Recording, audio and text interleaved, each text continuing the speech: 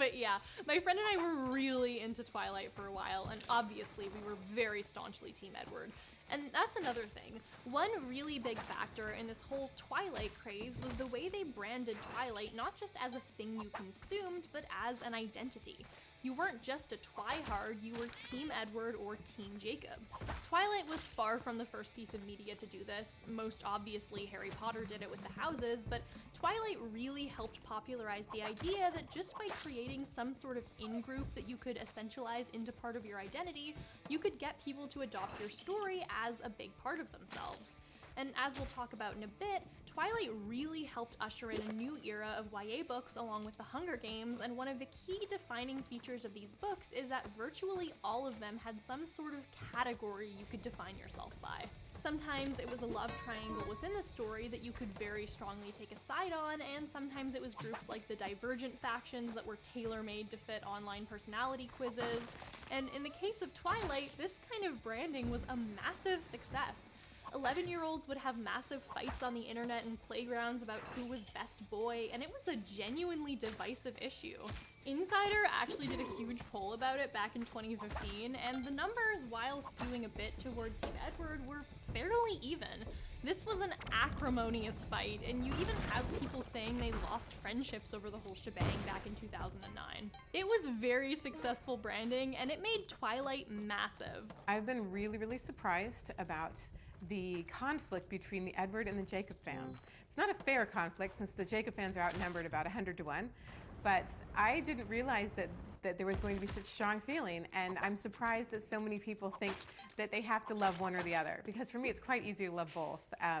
They're both really great characters, and it'll be interesting to see how, as the story resolves, people respond to how their characters change. The Twilight craze also led to increased interest in travel to Forks, Washington, where the series is set, and that led to the creation of an entire industry in the city, with things like specialized Twilight tours and Airbnbs you can stay in that used to be filming locations. And Forks tourism is big for Twilight fans.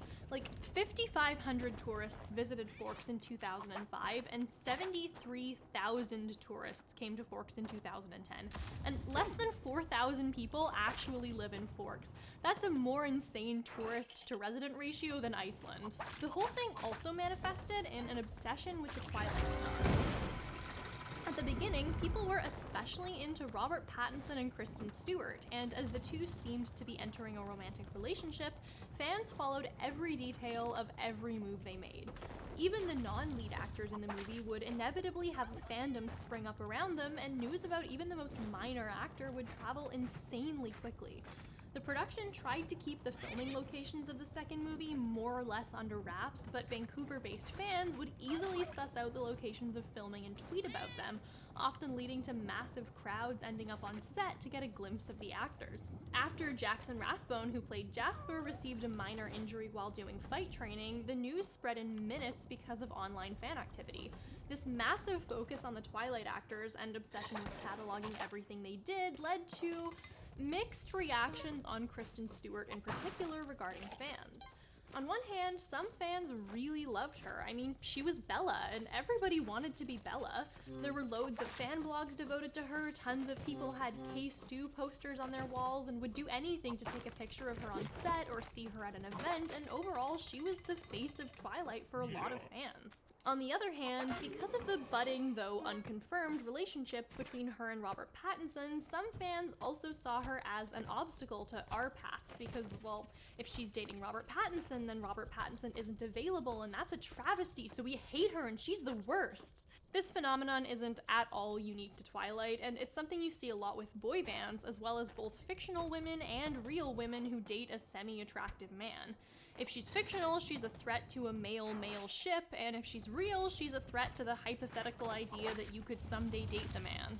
On the whole, there were mixed opinions on K-Stu at first, and after future events that we'll talk about later, those opinions would only grow more negative over time. Despite fan wars and mixed opinions regarding Twilight's actors, the fandom was absolutely positive about three things. 1. Twilight was amazing. 2. Being a twihard wasn't just about liking the book or movie, it was a lifestyle. And 3. People who didn't like Twilight were absolutely and irrevocably the worst. Because, yeah, a lot of people really didn't like Twilight, and those people often made hating Twilight just as big a part of their personalities as people who made liking Twilight did. Whenever something gains a huge following, you're always inevitably gonna have a backlash to that following. A lot of the times, this can just be explained by petty human nature. Sometimes you just have aversions to things that are popular. Seeing something everywhere all the time when you're not into it can make you go from passively not a fan to actively bothered by something. There's a little hipster in all of us, you know? Twilight, of course, was always going to have some sort of backlash like this, but it was also more. And furthermore, Twilight knew what it was, a love story above everything else. But an issue you run into is that society really hates teenage girls and hates the things that they're into even more. That, mixed with how the series was seen as pure fluff, enraged a fair number of people who saw it as nothing but dumb pandering. Twilight wasn't the only media marketed for this demographic at the time, but its backlash felt especially large, particularly because it was such a prominent phenomenon. A large number of the issues people had with it is that, unlike a lot of other similar fluff or wish fulfillment franchises marketed toward girls around this time, this one utilized a darker concept from a usually masculine genre, vampires. And Twilight certainly wasn't the first female-centric story to focus on vampires. Anne Rice, please don't sue me. It was the one that blew up the most, and the one that took the most liberties with vampire conventions. That is to say, if you were around in 2008, you heard about how Twilight's vampires sparkle. They don't burn up in the sunlight, they just sparkle. And this was a really big deal to a lot of people for some reason.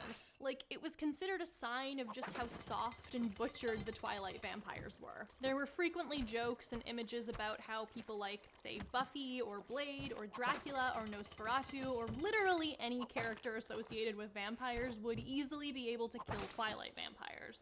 Comparisons to other media didn't stop there. One of the most popular memes to come out of this time period would be to take a picture from some other media and caption it or respond to it with, "Still a better love story than Twilight." Some of this was done earnestly, like people thinking the romance between Angel and Buffy was legit a better vampire and human romance than Twilight portrayed. But a lot of the time it was just used for quick and cheap insults. Tom Hanks and this volleyball? Still a better love story than Twilight.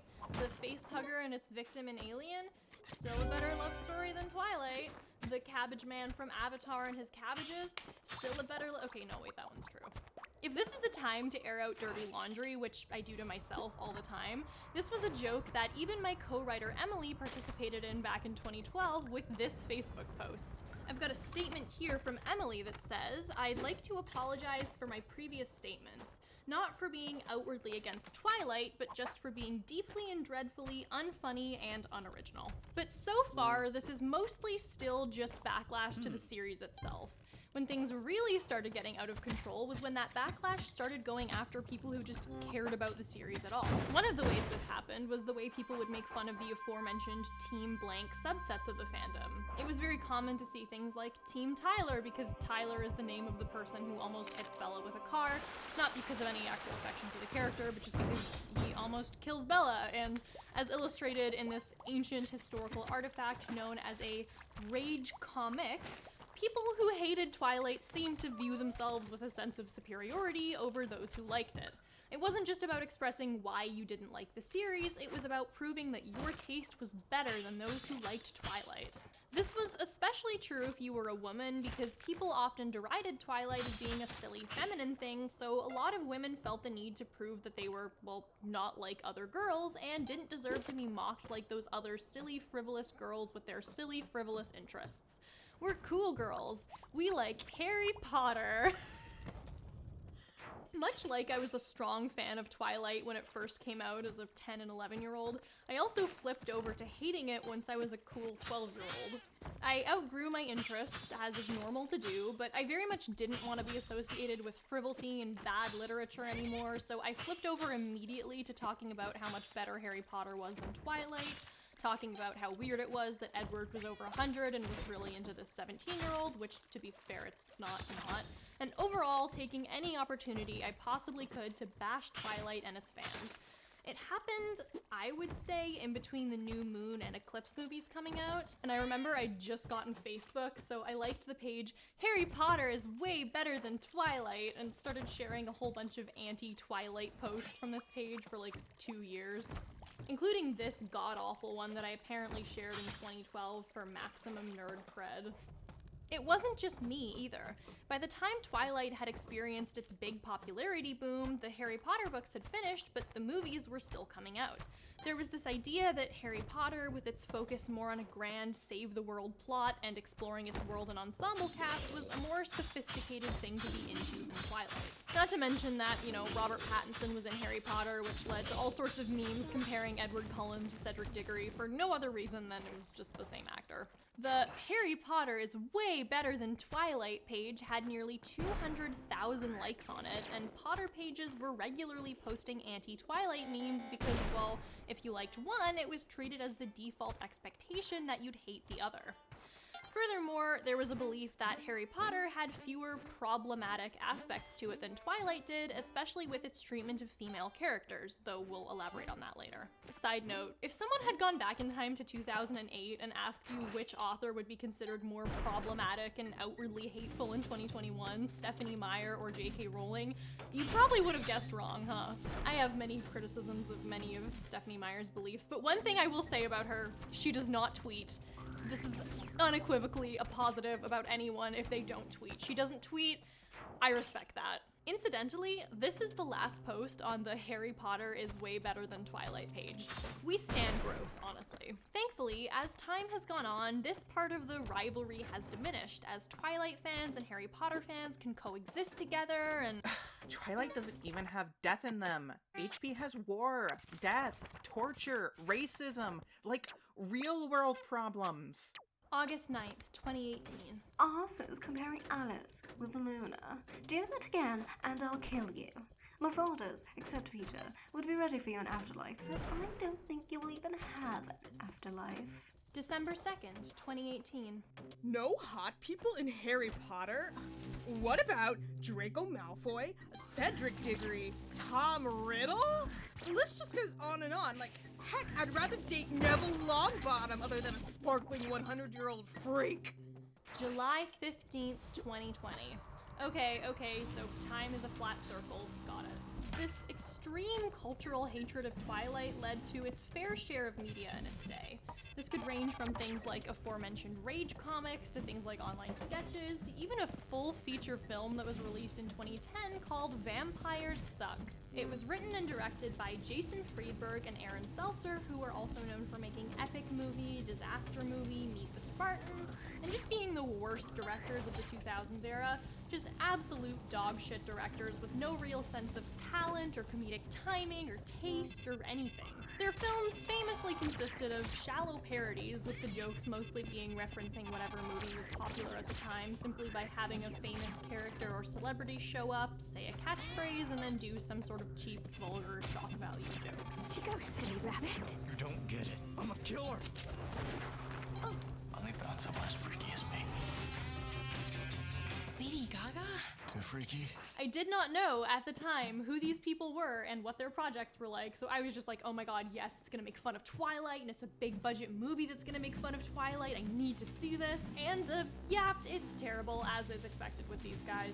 I was so baffled as I stared at my screen and not a single funny thing happened. It was deeply disillusioning. Vampires Suck is mildly better than their usual work, if anything, just because it seems like they actually at least watched the first two Twilight movies and were able to actually stay on topic. But even still, the film includes characters like Alice from the Tim Burton's Alice in Wonderland or the cast of Jersey Shore, not because they relate to Twilight or they have a funny joke to do with them, but just because they were popular in 2010, and isn't it funny to see Alice get, I don't know, shot in the stomach or something? The point I'm trying to make here is that no matter how bad you think Twilight is, at least it's a legitimate project that people put actual effort into compared to this film made by these hacks. Despite the fact that their last project, Disaster Movie, bombed horribly, the hatedom of Twilight that existed in 2010 was strong enough that the film was able to bring in $80 million on a $20 million budget just from people like 12-year-old me who wanted to see a big budget film that made fun of the series. Though at the very least, this wasn't enough for the studios to keep hiring Friedberg and Seltzer, and they haven't made another big budget wide release film since, so mistakes into miracles? The hatred of Twilight wasn't strictly limited to the books, movies, Stephenie Meyer, and its fans. It also extended toward the actors, particularly the two leads, because if we've learned anything from any of my other videos and the internet as a whole, there is no sin in fandom greater than the act of playing a fictional character in a fictional movie that people don't like. Kristen Stewart bore the brunt of a lot of this hatred. People made fun of her relentlessly, especially for her mannerisms as Bella in Twilight. Bella didn't really, do much in the movie, and the lack of agency her character has is one of the critiques some people have levied toward the story. As a result, a lot of what Stewart had to work with was kind of just Bella biting her lip and standing there. You're Bella? Yes. What? You're asking me about the weather? I don't really like the rain. Any cold, wet thing, I don't really. This was often mistaken for Kristen Stewart being a bad actor rather than her doing a good job at playing a character who was just like that, and so she was often made fun of for seeming boring and emotionless.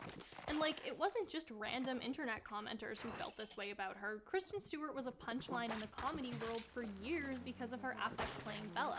For example, The Key of Awesome, which is a channel that you probably forgot existed until I said its name, but somehow still has 5 million subscribers and 3 billion views, made 10 entire videos where the joke was just how she talked, all of which have over 1 million views and are full of comments like, the Virgin Mary has more expressions than her, and she's got the character of Kristen Stewart down, you know, an idiot. The idea that she never smiled was such a prevalent punchline that, while it was all really unnecessarily mean, it did lead to this amazing headline from before she publicly came out. Hot wings! Yeah, okay, I love hot wings too. But the hatred Kristen Stewart received as part of this backlash was more than just a few jokes from random YouTube channels about how she didn't smile. A 2013 poll from The Cut found that she was considered the second most hated celebrity in Hollywood. Note, by the way, that 7 out of the top 10 most hated celebrities on that list were women, just coincidentally. She was considered, based on that list, to be more hated than, among others, Chris Brown, Jennifer Lopez, and Jay Leno. The only celebrity who edged her out was Gwyneth Paltrow. I want to point out, by the way, that Kristen Stewart was 18 years old during the making of Twilight. She was barely an adult when massive media outlets reported on how unapproachable she was, when the Daily Beast ran an article called Kristen Stewart's Bad Attitude where they lamented how little she smiled, and when she was considered one of the most unlikable people in pop culture because she played an awkward character and didn't smile at paparazzi enough. She's considered a lot more liked now in pop culture, partly because she's taken on a lot more smaller independent roles and partly because she's a gay icon now, but people hated her so much for so many years, and especially before the 2012 cheating scandal that we'll address later, it was for literally nothing. Robert Pattinson didn't receive the levels of hate that Kristen Stewart did because, he wasn't a teenage girl, but he did still receive quite a bit of negative backlash for his role in Twilight, and a lot of it was weirdly gender-based. As previously mentioned, the vampires in Twilight do indeed sparkle, which in the Twilight lore is designed to make vampires more visually appealing so that they can more easily lure in their prey. A lot of people just hated this because it was seen as a butchering of the vampire mythos or just inaccurate and uncool, but a lot of people specifically saw it as bad on the basis that it was effeminate or gay. Who wants to watch a bunch of sparkly gay vampires? Gay, sparkly vampires from Twilight. Vampires sparkle in the fucking sunlight. Fucking gay. And for people who hated Robert Pattinson, him playing an effeminate, kind of gay-seeming vampire character meant that he was deserving of the utmost mockery and derision. Oprah magazine ran an article titled Why Men Are Becoming More Like Women that described him as effete and oh so delicate. This 9gag post with 32,000 points portraying Abraham Lincoln vampire slayer killing Edward used the term the sparkling fairy to describe him, and even one of the big fan sites dedicated to him, Letters to Rob, has this big blog post with over 100 comments describing how freaked out they are by his ladyboy hands. Overall, the fact that Robert Pattinson played a feminine-seeming character definitely led to this weird panic over the idea that he could be possibly perceived as gay, and some of this even came back when it turned out he was gonna play Batman. How can he be Batman? He's a sparkly vampire. We can't have the sparkly vampire playing Batman. Batman's not a sparkly boy. He's very sparkleless. We can't have people thinking Batman's a sparkly boy. That being said, one of the things that might have spared him as much backlash as Kristen Stewart got, besides the fact that people hate nothing more than a woman who doesn't smile, was the fact that Robert Pattinson very vocally hated Twilight and would not stop at anything to let people know that. Whether it was deriding the movie during the DVD commentary, making fun of his character being creepy in interviews, or just generally sharing stories about how unpleasant he found Twilight, Pattinson made it abundantly clear that he was not a Twilight fan. My entire performance is based on having extreme discomfort having contact lenses in your eyes.